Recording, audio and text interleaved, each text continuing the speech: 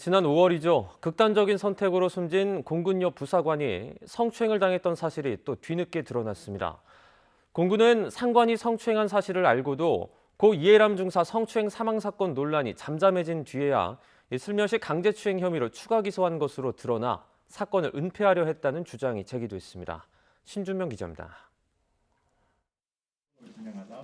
공군 제8전투비행단 소속 20대 여하사 A씨가 극단적 선택을 한 건 지난 5월 11일. 고 이해람 중사가 상관의 성추행을 견디다 못해 극단적인 선택을 하기 열흘 전입니다. 당시 공군은 A 하사의 사망에 대해 보직 변경으로 인한 업무 과다, 민간보다 통지되는 군대의 3등으로 사망한 것으로 추정된다며 한 달 만에 변사 사건을 종결하고 순직 처리했습니다. 그런데 군이 변사 사건 조사 과정에서 부서상관 이모 준이가 A 하사를 성추행한 사실을 파악하고도 수사 결과에 담지 않았다는 주장이 나왔습니다. 순직을 결정하였고 유족에게 장례 진행을 종용하였다. 하지만 상담과 사건 기록을 통해 확인한 사건의 전말은 전혀 달랐다.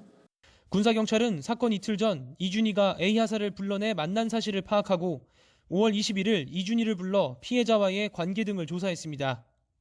이준희는 당시 3월부터 4월 사이 두 차례에 걸쳐 A 하사의 볼을 잡아당기는 등 성추행했다고 자백했습니다.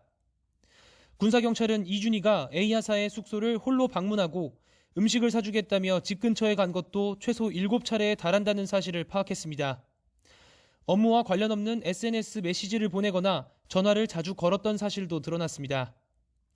특히 이준희는 A 하사가 숨진 당일 대대 주임원사와 함께 A 하사 집 방범창을 무단으로 뜯고 들어가 집을 수색하기도 한 것으로 조사됐습니다. 하지만 공군은 이준희와 대대 주임원사에게 공동재물손괴와 공동주거침입 등 혐의만 적용해 지난 7월 재판에 넘겼습니다.